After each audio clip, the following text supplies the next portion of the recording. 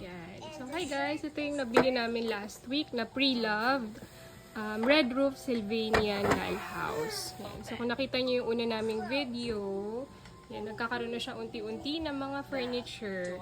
And yung mga miniatures na nakita nyo rin dun sa isa naming video, lalagay ko rin siya. Okay? So, ito walang mga attachment din, kulang. Plus, yung dito sa window. And, yeah, ito may door naman ito. Then, ito yung isang kararating lang today.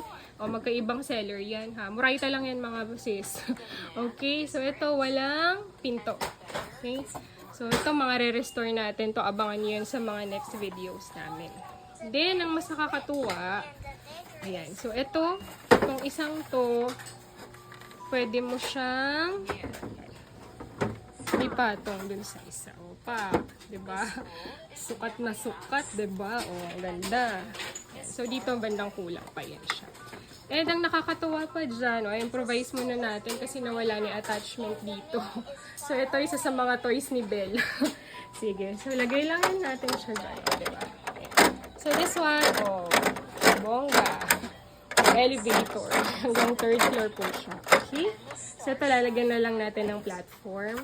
Kung ano na lang yung available na makita namin dito ni husband. Okay? So, abangan niyo po yung mga next videos kung saan unti-unti nating lalagyan ng gamit yan. So, ito, malay nyo, madagdagan pa, lumaki ng lumaki, o, diba, bongga. Okay? So, yung mga succeeding videos natin, abangan nyo na lang po. Ako talaga naglalaro, no? Hindi yung baby namin. Pero sa kanya rin naman ito mapupunta. So, pagandahin muna natin. Okay, okay? Okay,